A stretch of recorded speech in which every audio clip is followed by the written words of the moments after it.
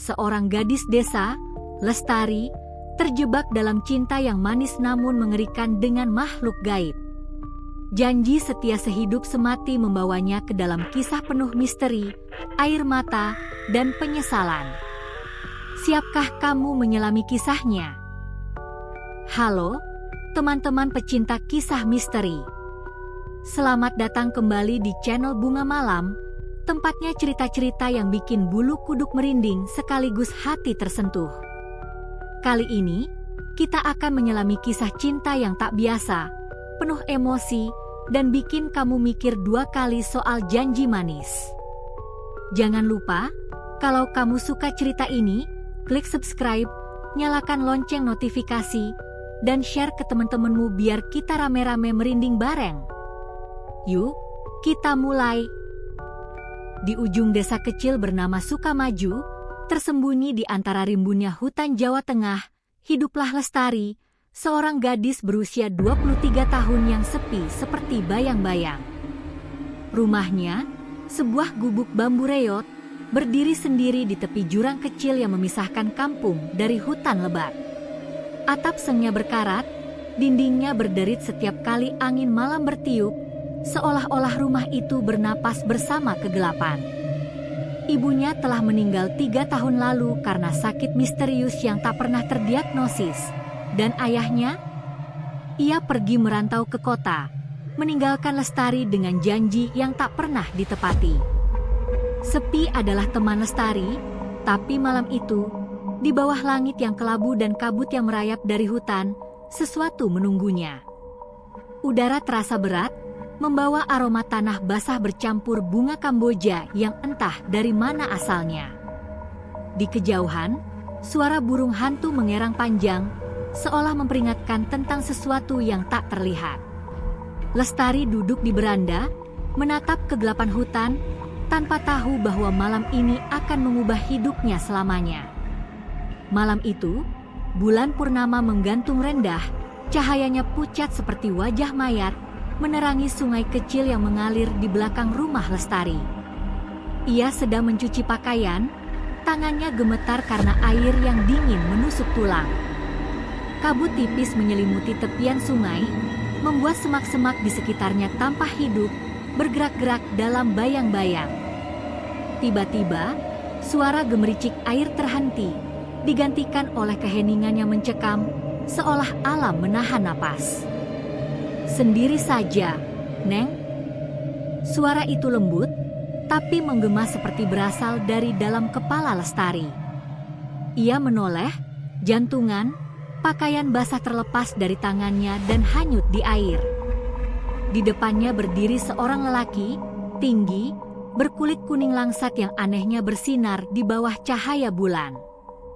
Pakaiannya putih bersih, tak tersentuh lumpur sungai, dan wajahnya tampan, tapi matanya seperti sumur tanpa dasar, hitam dan dingin. "Saya Arga," katanya, tersenyum tipis. Lestari ingin berlari, tapi kakinya terasa tertancap di tanah, dan suara Arga seperti mantra yang menahannya di tempat. Hari-hari berikutnya, Arga muncul seperti hantu yang tak diundang. Ia datang saat senja, saat bayang-bayang hutan mulai memanjang dan suara jangkrik bercampur dengan desis angin. Ia membawa bunga Kamboja yang anehnya tak pernah layu dan membantu Lestari mengangkut air dari sumur tua yang airnya selalu keruh. "Aku ingin menjagamu, Lestari. Sehidup semati," katanya setiap kali mereka berbincang, suaranya lembut namun berat, seperti membawa beban rahasia.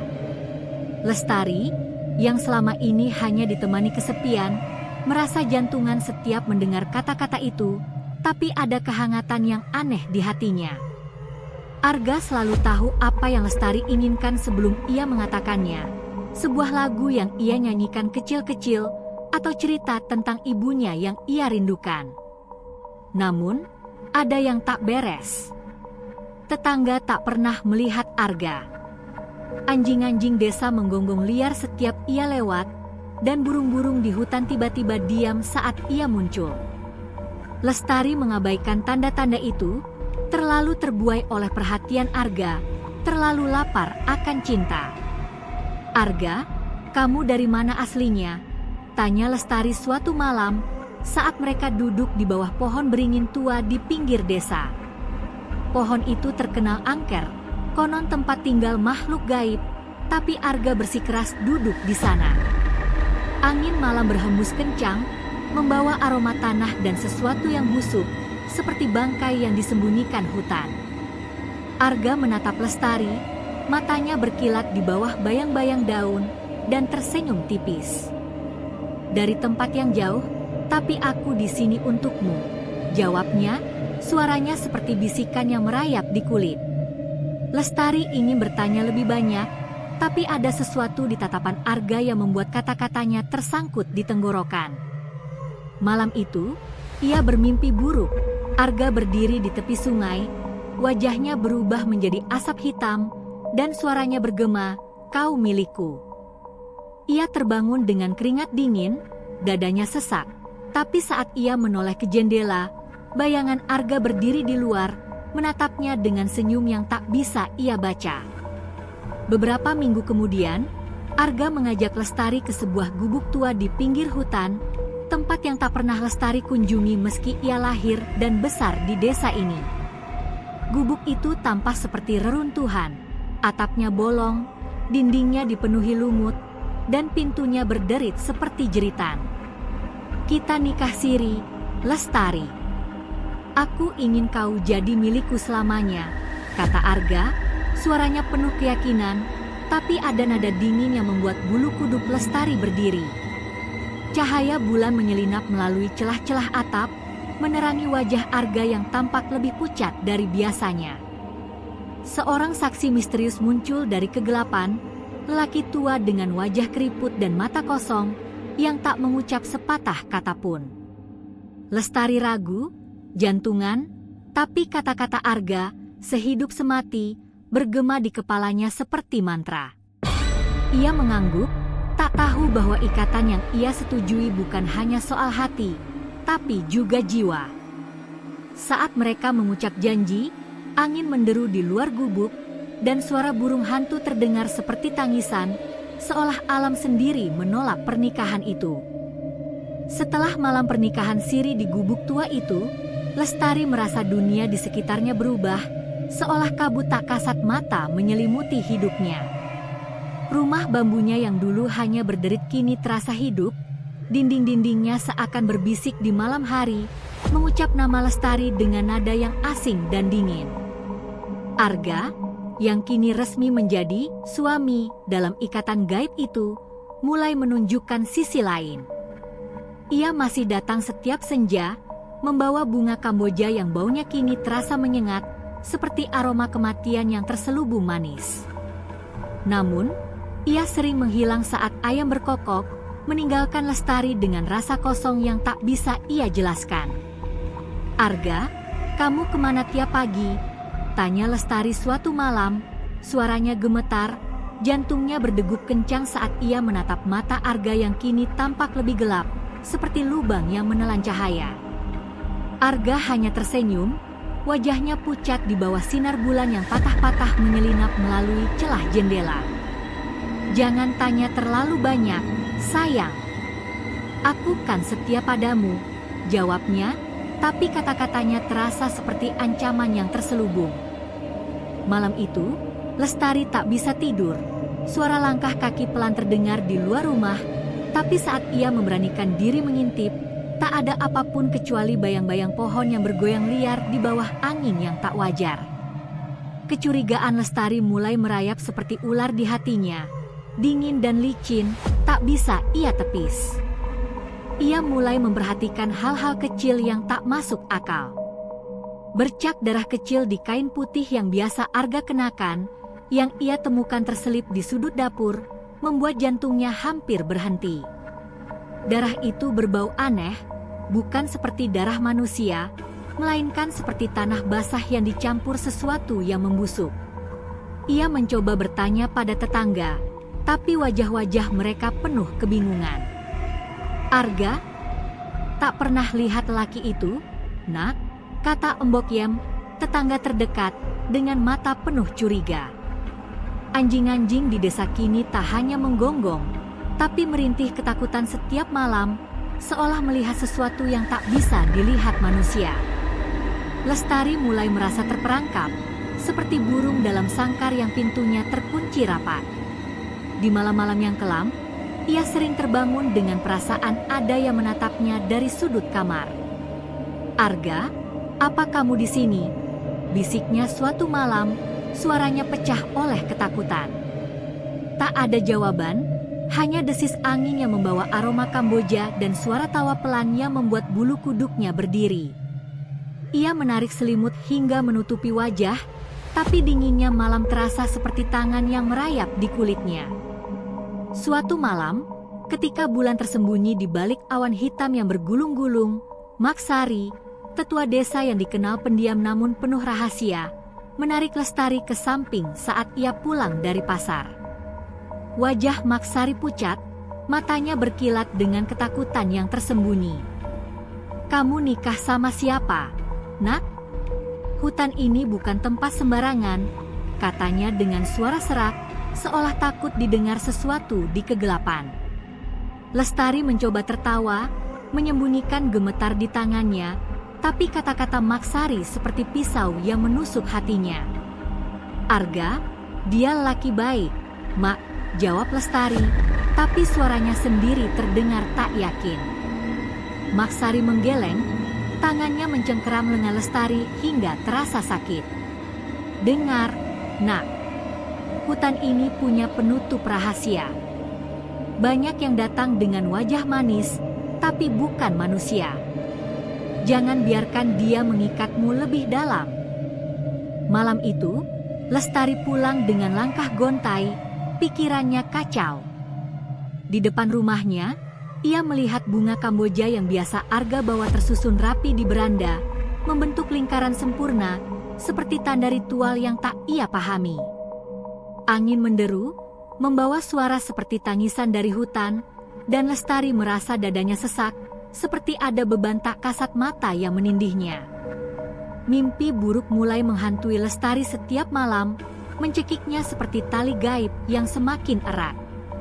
Dalam mimpinya, ia melihat Arga berdiri di tepi sungai, wajahnya berubah menjadi asap hitam yang berputar-putar, matanya merah menyala seperti bara. "Kau milikku, Lestari," gumamnya dalam mimpi itu, suaranya bergema seperti guntur di dalam kepala. Ia terbangun dengan jeritan tertahan, keringat membasahi tubuhnya, jantungnya berdetak seperti ingin melompat keluar. Malam itu, ia memberanikan diri bertanya langsung. "Arga, apa kamu manusia?" tanyanya, suaranya hampir tak terdengar, pecah oleh ketakutan yang kini menggerogoti hatinya. Arga, yang sedang duduk di beranda dengan pakaian putihnya yang tak pernah kotor, menoleh perlahan. Cahaya bulan membuat wajahnya tampak seperti topeng porselen, dingin dan tak manusiawi. Ia tertawa pelan, suara itu seperti kaca yang retak. "Manusia atau bukan, aku milikmu, Lestari." "Bukankah itu cukup?" jawabnya, tapi kata-katanya terasa seperti belenggu yang mengikat jiwa Lestari. Di kejauhan, suara burung hantu mengerang panjang, seperti meratapi nasib Lestari yang terjebak dalam cinta yang kelam. Rasa takut Lestari akhirnya mendorongnya untuk mencari jawaban.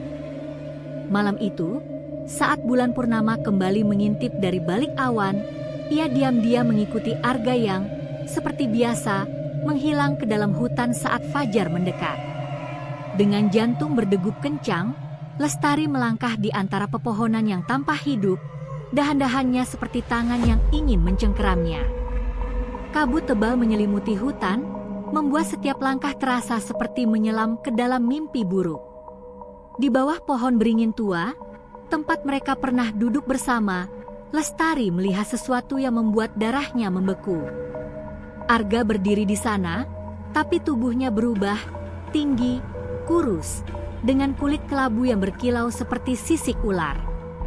Matanya menyala merah, dan asap hitam keluar dari mulutnya saat ia berbicara pada sesosok bayangan yang tak terlihat. Lestari menahan napas, tubuhnya gemetar, tapi kakinya tak bisa bergerak. Tiba-tiba, Arga menoleh, matanya menembus kegelapan langsung ke arah Lestari. "Kamu tak seharusnya melihat ini," katanya. Suaranya bukan lagi milik manusia, melainkan seperti gemuruh dari dunia lain. Lestari menjerit pelan, lalu berlari. Ranting-ranting mencakar wajahnya, tapi suara Arga masih menggema di belakangnya. "Kau tak bisa lari, Lestari. Kau milikku."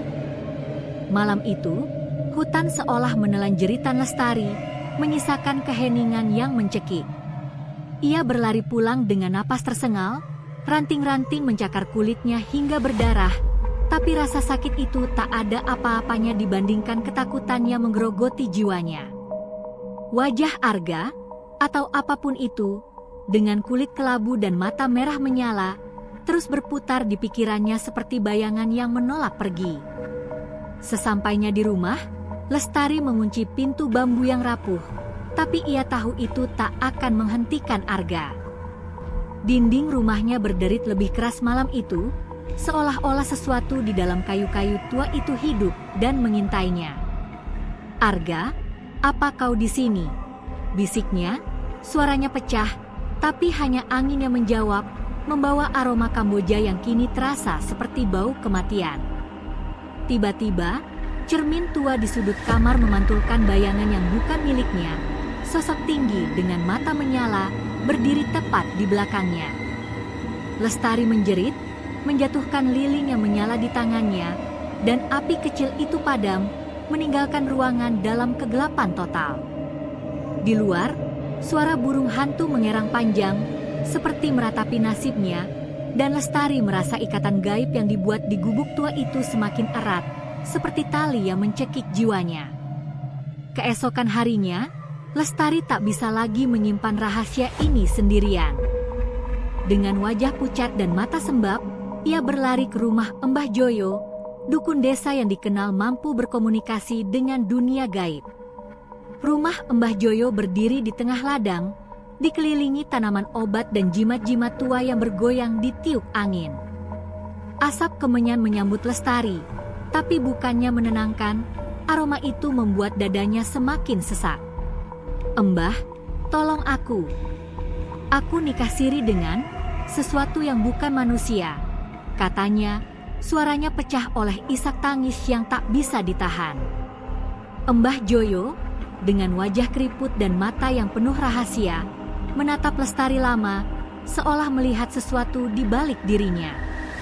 "Ikatan siri dengan jin bukan hal main-main, Nak," katanya, suaranya berat seperti batu. "Kau telah mengikat jiwamu dengannya.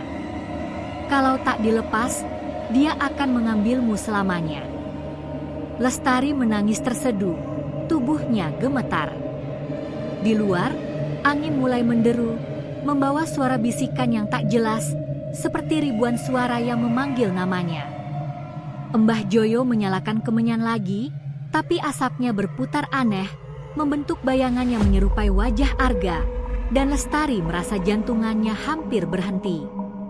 Malam itu, Mbah Joyo memutuskan untuk melakukan ritual di tepi sungai, tempat Lestari pertama kali bertemu Arga. Langit gelap, tanpa bintang, hanya bulan purnama yang pucat menggantung seperti mata raksasa yang mengawasi. Sungai yang biasanya tenang kini bergelombang, airnya hitam pekat, mencerminkan bayangan-bayangan yang bergerak sendiri.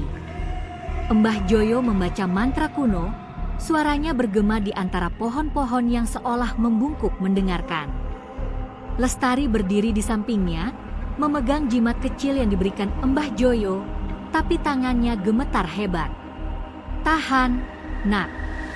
Jangan lepaskan jimat itu, apapun yang terjadi," perintah Mbah Joyo, matanya tajam menatap kegelapan.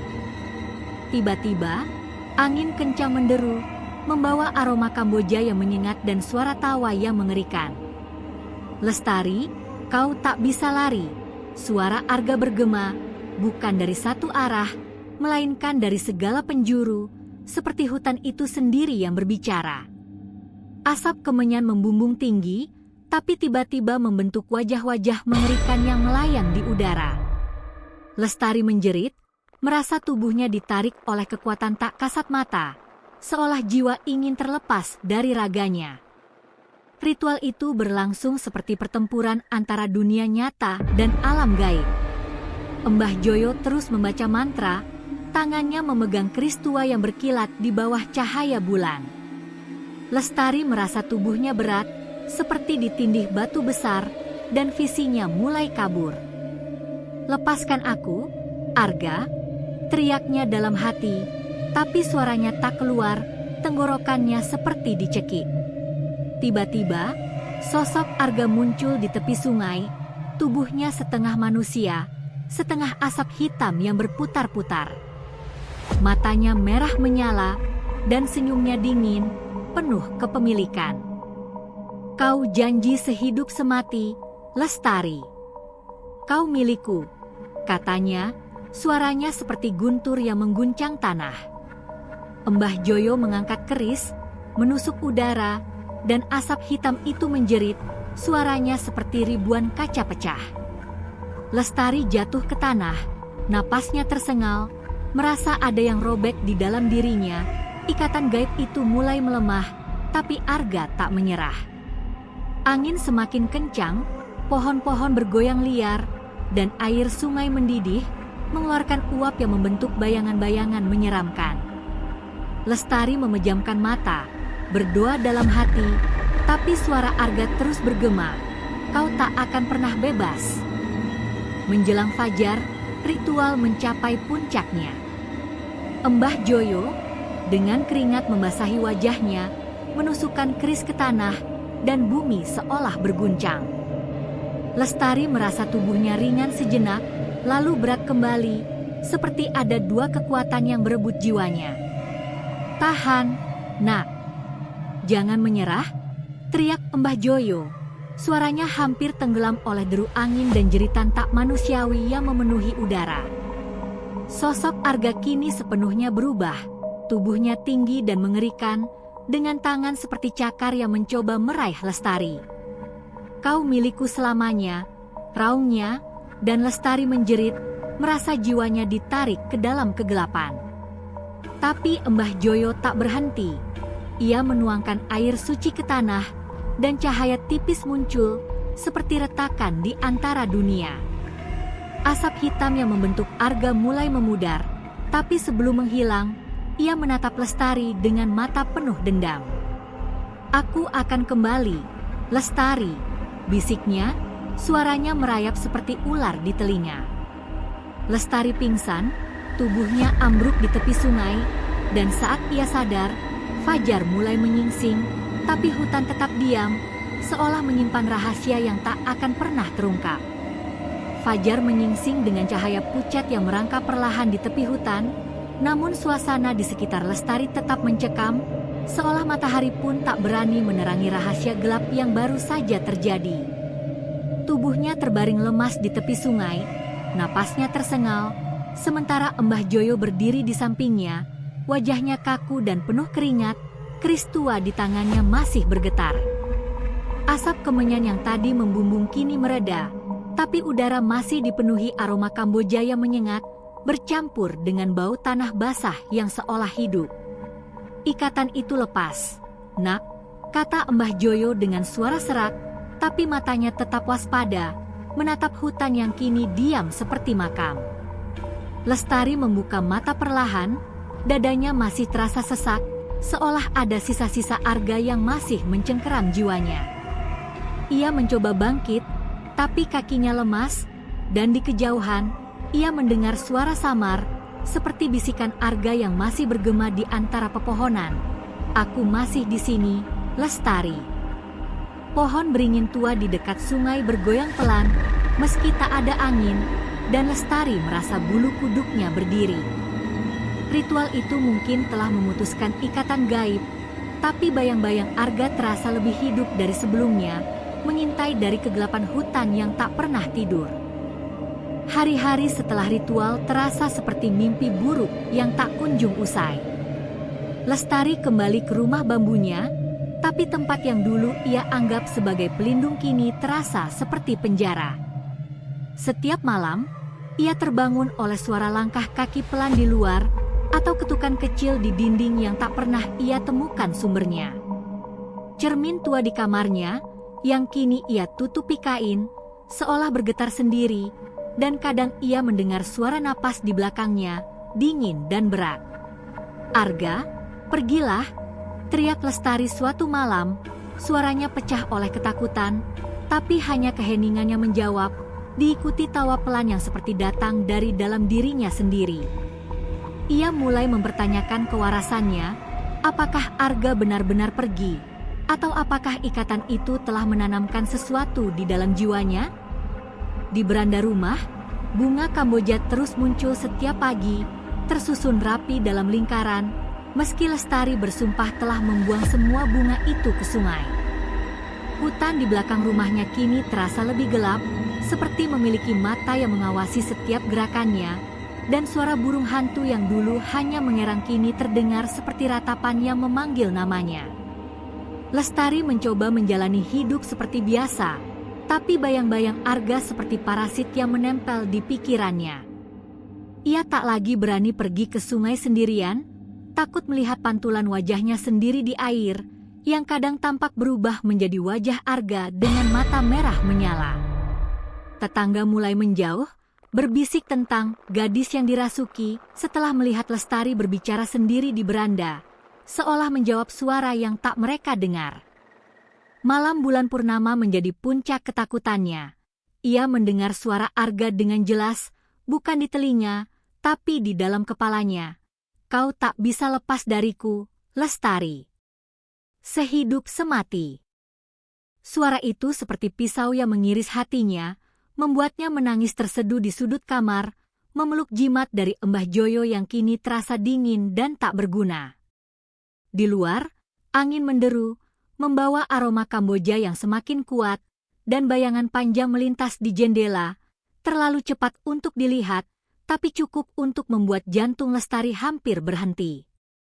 Ia tahu Arga belum pergi, ia masih di sana, menunggu, mengintai, seperti predator yang sabar menanti mangsanya lelah. Puncaknya terjadi pada malam ketika badai mengguncang desa, petir menyambar dan hujan turun seperti air mata langit.